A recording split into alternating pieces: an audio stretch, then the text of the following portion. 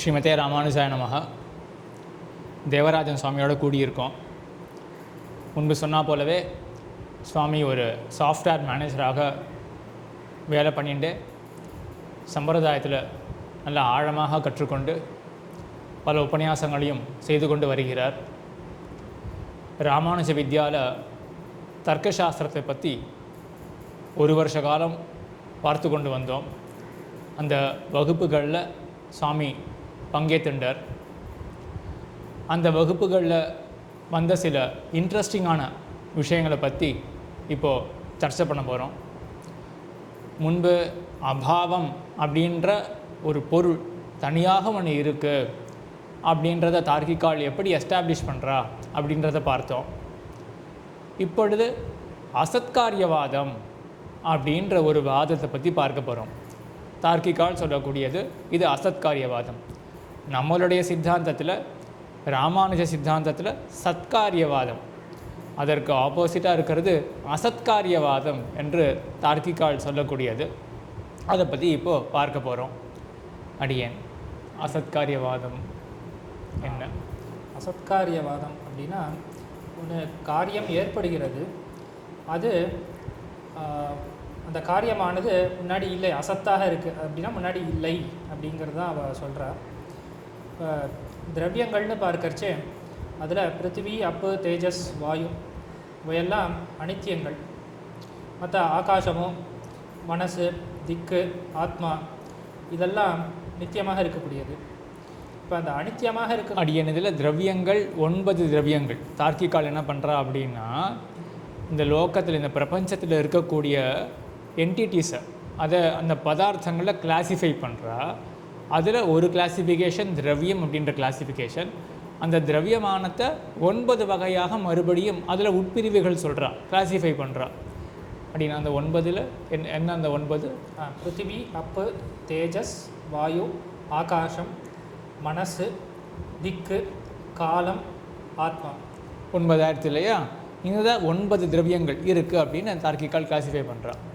இதில் 4, இதில் முதல் 4 இந்த பிருத்திவி, அப்பு, தேஜஸ், வாயு இது 4ம் காரியங்கள், அதாவது நித்தியமாக இருக்காது, அனித்தியமாக இருக்கக்கூடியவை. அனித்தியமாகவும் இருக்கும். அனித்தியமாகவும் இருக்கக்கூடியவை. ஏன்னா அதில் கூட நித்தியமான சிலதெல்லாம் இருக்குது. பிருத்திவியில் கூட நித்தியமானது சிலதெல்லாம் இருக்குது. நித்தியம் அப்படின்றது அநேகமாக எல்லாருக்கும் தெரிஞ்சிருக்கும், அழிவில்லாதது. இந்த 9 திரவியங்களில் நம்ம பார்த்ததில் ஆத்மா அப்படின்னு ஒன்று வந்துதா, ஆத்மா அழிவில்லாதது அப்படின்னு எல்லாருக்கும் தெரியும் இல்லையா? அதுபோல தான் காலம், திக்கு, மனசு அப்படின்ற பதார்த்தங்கள்லாம். மனசுன்றது கூட அழியாது. தார்க்கிகாலுடைய மதத்தில் மனசு அப்படின்றதும் அழியாது அப்படின்ற அழியாத ஒரு தத்துவம் மனசாக கொள்கிறார்கள். பிருத்திவி, அப்பு, தேஜஸ், வாயு இந்த 4 இருக்கு இல்லையா? இது நித்தியமாகவும் இருக்குது, சிலது அனித்தியமாகவும் இருக்குது. இதில் அனித்தியமாக இருக்கக்கூடியவை அது எப்படின்னா, அது கீழே நித்தியமாக இருக்கக்கூடிய பரமாணுங்கிறது அதுதான் பேசிக் என்டிட்டியாக அவன் கொள்கிறான். பரமாணுக்கள்லாம் சேர்ந்து ஒரு பொருளாக அது உருவாருது அப்படிங்கிறது தான் அவனுடைய வாதம். அப்படி பரமாணு ஒரு பரமாணு இன்னொரு பரமாணுவோடு சேருது, அது துவனிக்கம் அப்படின்னு சொல்கிறான். பரமாணுன்றது எல்லாருக்கும் புரியாத மாதிரி சொல்லணும்னா ஆட்டம்னு சொல்லிடலாம் இல்லையா? நம்ம லோகத்தில் ஆட்டம்லாம் பார்க்குறோம் இல்லையா? எவ்ரிதிங் கன்சிஸ்ட் ஆஃப் ஆட்டம்ஸ் அப்படின்னு பார்க்குறோம் இல்லையா? அதுதான் தார்க்கிகால் அந்த மாதிரி தான் சொல்கிறேன்.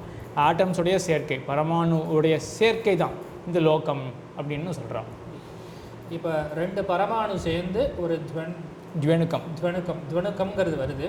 அது வரும்பொழுது அது ஒரு புது வஸ்துவாக, புது தத்துவமாக இருக்குது. இதான் ரொம்ப முக்கியம், நல்லா கவனிச்சுக்கோங்க. அதாவது 2 சேர்ந்து ஒரு புதுவான ஒரு வஸ்துவே உண்டாருது அப்படிங்கிறது தான் அவளுக்கு.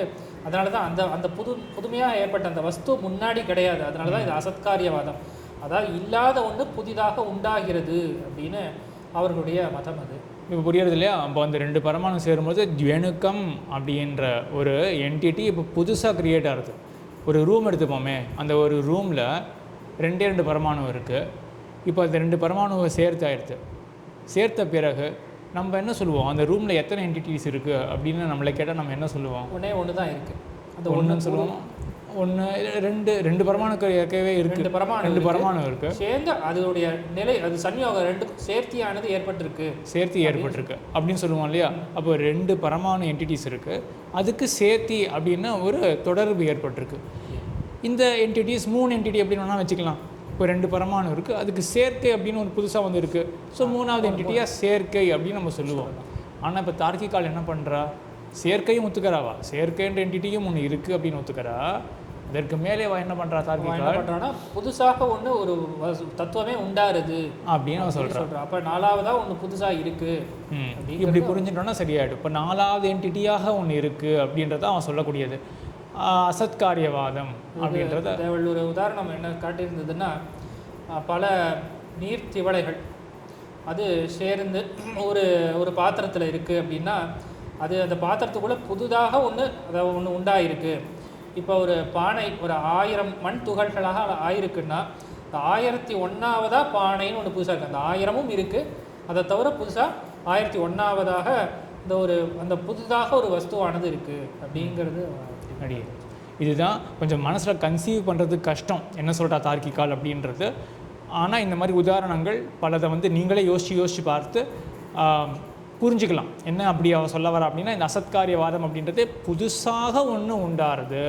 இப்போ 2 பரமாணு சேர்ந்து துவனுக்கம் அப்படின்னு பார்த்தோம் இல்லையா, துவனுக்கம்ன்றது புதுசாக ஒரு என்டிட்டி உருவாருது. 1000 மண் துகள்கள் சேர்ந்து பானை அப்படின்னு நம்ம ஒன்று பண்ணுறோம். நம்ம என்ன சொல்லுவோம், பானை அப்படின்றது என்ன, it is consisting of 1000 parts, sand parts அப்படின்னு சொல்லிவிடுவோம் இல்லையா. தார்க்கிகால் என்ன சொல்லுவா அப்படின்னா, 1000 அந்த மண் துகள்கள் இருக்கின்றன. அந்த அந்த சுவடுகள் இல்லை, அது என்ன சொல்கிறது, அது துகள்னு சொல்ல முடியாது, அது ஏதோ ஒரு அதுக்கு என்ன சொல்லலாம், ஓடுகள் வேறு ஏதாவது அந்த பாகத்துக்கு ஒரு பேர் வச்சுக்கோங்களேன். அந்த மாதிரி 1000 பாகங்கள் இருக்கின்றன. கூடவே சேர்த்து 1001வதாக குடம் அப்படின்ற ஒரு புது என்டிட்டியும் ஃபார்ம் ஆகுது அப்படின்றது அந்த தார்க்கிகாலுடைய பட்சம். இது அசத்காரியவாதம் அப்படின்னு சொல்கிறது. நம்மளுடைய சித்தாந்தத்தில் புதுசாக ஒன்று உண்டாக போகிறது கிடையாது, இருக்கிறதே தான். அந்த 1000 துகள்கள் இருக்குது அப்படின்னா அதனுடைய சேர்க்கை அதுதான் புதுசாக ஏற்பட்டிருக்கு. எப்படியே புதுசாக ஒரு திரவியம்ன்றது உண்டாகலை, புது என்டிட்டி ஒரு திரவியமாகிற என்டிட்டி உண்டாகலை அப்படின்றத நம்மளுடைய சித்தாந்தம் சத்காரியவாதத்தில். இதுதான் அசத்காரியவாதம். இதில் இப்போது ஏன் தார்க்கிகால் இப்படி சொல்லணும், புதுசாக ஒரு 1001வது என்டிட்டியாக ஒன்று உண்டாருது. துவனுக்க விஷயத்தில் 2 பரமாணுவை சேர்த்த அப்புறம் துவனுக்கம் அப்படின்றது 3வது என்டிட்டி தனியாக ஒன்று உருவாருது என்றெல்லாம் தார்க்கிகால் ஏன் சொல்ல வேண்டும். இப்போ ஒரு நூல் எடுத்துட்டோம்னா, இந்த பல நூல்களை கொண்டு ஒரு துணியானது உருவாகிறது அப்படின்னா, இதுக்கு நூல்னு பெயர், அது உண்டான வஸ்துவுக்கு தனியாக வேறு ஒரு பெயரை இட்டு நாம் அழைக்கிறோம், அது துணின்னு சொல்கிறோம். அப்போ பெயர் வேறுபாடுனால இது வேறு வஸ்து, இது வேறு வஸ்து. நான் ஏற்கனவே அந்த விவகாரம் அந்த விஷயங்கள்லாம் பார்த்துருக்கோம். அந்த அந்த அந்த அந்த பிரக்கிரியையிலேயே இதுக்கு வேறு சொல் இருக்குது, இதுக்கு வேறு ஒரு பெயர் இருக்குது. அதனால் இது புதிதாக ஒரு தத்துவமாகத்தான் இருக்க முடியும் அப்படின்னு இது ஒரு காரணம் தெரிவிக்கும். இதுக்கு ஏதாவது திருஷ்டாந்தம் சொல்ல முடியுமா? பெயர் வேறுபட்டது என்றால் வஸ்து வேறுபடும். தார்க்கிகால் இங்கே சொல்கிறது தானே. தார்க்கிகாலுடைய கூற்று என்ன இங்கே அப்படின்னா, 100 நூற்களை சேர்த்தாயிட்டு பட்டம் துணி அப்படின்றது உருவாயிருக்கு, புதுசாக ஒன்று உருவாயிருக்கு அப்படின்னு சொல்கிறான். நம்மளை கேட்டால் நம்ம என்ன சொல்லுவோம், 100 நூற்களினுடைய சேர்க்கை அவ்வளோதான் சொல்ல போகிறோம் நம்ம. ஆனால் 101வதாக புதுசாக துணி என்ற ஒன்று உருவாயிற்று அப்படின்றத நம்ம சொல்ல போகிறது கிடையாது. தார்க்கிகால சொல்கிறா. அவள் சொல்லக்கூடிய யுக்தி, முதல் யுக்தி என்ன, இங்கே பெயரை கொண்டு ஆக நூலுன்னு இருக்குது, துணி இது வரைக்கும் துணின்னு சொல்லவே இல்லையே, அந்த பெயரை பிரயோகிக்கவே இல்லையே, இப்போ தானே துணி அப்படின்ற பெயரை பிரயோகிக்கிறோம். ஆக பெயர் வேறுபாடு இருக்கிறதுனால வஸ்துவே வேறுபட்டு இருக்குது, தனித்தொரு வஸ்து. இதுக்கு என்ன உதாரணம் காட்ட முடியும்? பெயர் வேறுபட்டால் வஸ்து வேறுபட்டுருக்கு. அதான் இப்போ ஒரு நாற்காலின்னு ஒன்று பார்க்குறோம், இன்னொன்று ஒரு மேஜைன்னு பார்க்குறோன்னா பெயர் வேறுபட்டதுன்னா அது வஸ்து வேறு தான் அப்படின்னு நம்ம சொல்கிறோம். ஆக இந்த மாதிரி அவ்வளோதானே. அப்போ இந்த யுக்தி ரொம்ப சுலபமாக தான் இருக்குது. தார்க்கிகால் சொல்கிற யுக்தி, இப்போ நாற்காலி அப்படின்னு வஸ்து வேறு தான், மேஜை வஸ்து வேறு தான், இதில் யாருக்குமே சந்தேகமே இருக்காது. இங்கே பெயர் வேறுபாடு இருக்கா இல்லையா? நாற்காலின்னு வேறு பெயரை பிரயோகம் பண்ணுறோம், மற்றொரு வஸ்துவை பார்த்து தான் மேஜைன்னு ஒரு பிரயோகம் பண்ணுறோம் இல்லையா? ஆக பெயர் வேறுபாடு இருக்குது. அது என்ன காண்பிக்கிறது? வஸ்து வேறுபட்டு இருக்குது அப்படின்னு காண்பிக்கிறது. அதே போல் தான் இங்கேயும் நூலுன்னு பெயர் பிரயோகம் பண்ணுறோம், கொஞ்ச நேரம் கழிச்சு சேர்ந்த பிறகு துணி அப்படின்னு பிரயோகம் பண்ணுறோம். அப்போ புது பெயர் பிரயோகம் பண்ணுறபடினாலேயே வஸ்து பேதிக்கிறது, வேறுபடுகிறது அப்படின்னு தெரியலையா அப்படின்னு தார்க்கிகாலுடைய யுக்தி இங்கே. அடிய முதல் யுக்தி பெயர். அடிய அடுத்தது எண்ணிக்கை. முதல்ல பல நூல்கள் சேர்ந்து இது சேர்க்கை ஏற்பட்டிருக்கு. ஆனால் ஏற்பட்ட துணி ஒன்று தான். அப்போ எண்ணிக்கையிலையும் வேறுபாடு இருக்குது. இந்த எண்ணிக்கை வேறுபாடு இருக்கிறதுனால அது புதியதாக வேற ஒரு வஸ்து தான் அப்படின்னு சொல்லணும் இல்லையா? இதுக்கும் ஏதாவது உதாரணம் யோசிக்கலாம். இங்கே என்ன இருக்குது? 100 நூற்கள் இருக்குது. நூல் எத்தனை அப்படின்னா 100 என்று பதில் வரும். துணி எத்தனைன்னா 1 அப்படின்னு தான் பதில் வரும்.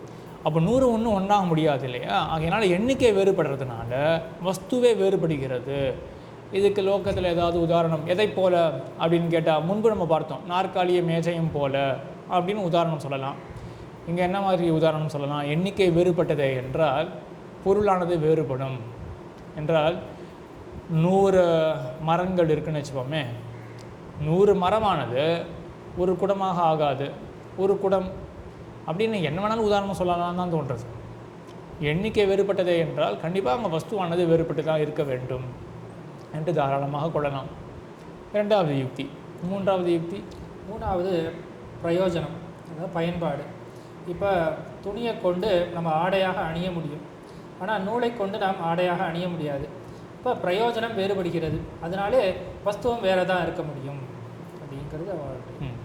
இதுக்கு ஏதாவது உதாரணம்? நம்ம அதே பார்த்தாலே இப்போ மேஜை நாற்காலின்னு பார்த்தாலே நாற்காலியுடைய பிரயோஜனம் வேறு, மேஜையினுடைய பிரயோஜனம் வேறு. அதனால் அதை வைத்துக்கொண்டே நம்ம இதையும் பார்க்கலாம் இல்லையா? ஆக இப்படி தான் யோசிக்க வேண்டியிருக்கும். இது நடுவில் யுக்தி அப்படின்னு ஒன்று பேசினோம். யுக்தி அப்படின்னா ரீசனிங் அப்படின்னு அர்த்தம். என்ன ரீசன்னால் இப்படி தார்க்கிகால் சொல்கிறா அப்படின்னு அர்த்தம். என்ன யுக்தியை பயன்படுத்துகிறா அப்படின்னா என்ன ரீசன் பண்ணுறா அப்படின்னு அர்த்தம். ஆக இப்போ மூணாவது யுக்தி சுலபமாக ஆயிடுச்சு இல்லையா? உதாரணம் சட்டுன்னு கிடச்சிருது. எப்படி மேஜைக்கு பயன் வேறு, நாற்காலிக்கு பயன் வேறு, பயன் வேறுபட்டிருக்கு, வஸ்துவும் வேறுபட்டிருக்கு. அதே போல் துணியினுடைய பயன் வேறு. துணியை கொண்டு உடம்பை போத்தி கொள்ள முடியாது, மூடிக்கொள்ள முடியாது. அதாவது துணியை கொண்டு தான் மூடிக்கொள்ள முடியும், நூலை கொண்டு மூடிக்கொள்ள முடியாது இல்லையா? ஆக நூலால் துணியினுடைய பிரயோஜனத்தை கொடுக்க முடியாது. ஆகையினால பிரயோஜனம் வேறுபட்டிருக்கிறபடினால துணி வேறு, நூலானது வேறு அப்படின்னு 3 யுக்திகள் பார்த்தோம். ஆரம்பணாதிகரணத்தில் பல யுக்திகள் சாதிக்கிறார். ஆரம்பணாதிகரணம் அப்படின்றது ஸ்ரீபாஷ்யத்தில் வரக்கூடிய அதிகரணம், 2வது அத்தியாயத்தில் வரக்கூடிய அதிகரணம். அதில் எம்பெருமானார் இந்த அசத்காரியவாதத்தை கண்டிக்கிறார். அங்கே அசத்காரியவாதம் எப்படிப்பட்டது அப்படின்றத அங்கே விரிவாக சாதிக்கிறார் எம்பெருமானார். அங்கே 8-10 யுக்திகளை சாதிச்சிருக்கார். அதில் ஒரு 3 யுக்திகளை பார்த்துள்ளோம்.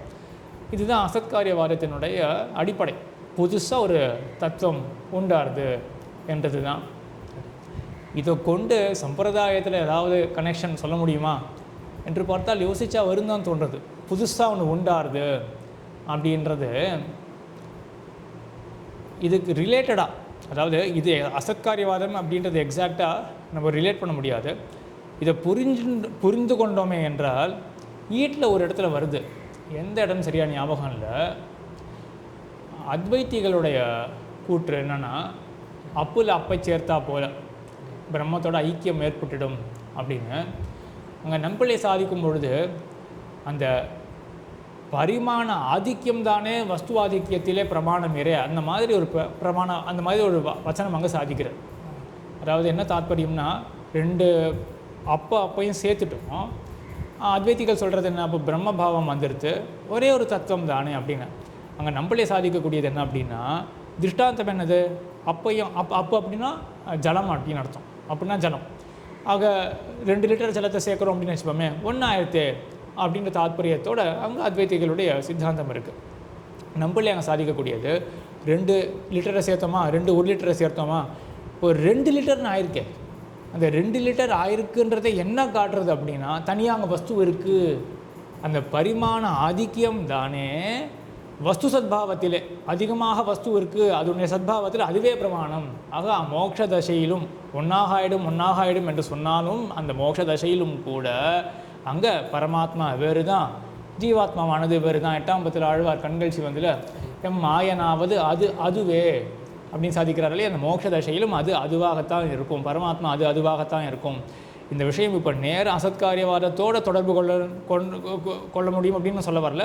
ஆனால் சாஸ்திர பரிச்சயம் ஏற்பட்டதே என்றால் சட்டுன்னு இப்போ தோணித்து இந்த விஷயம்.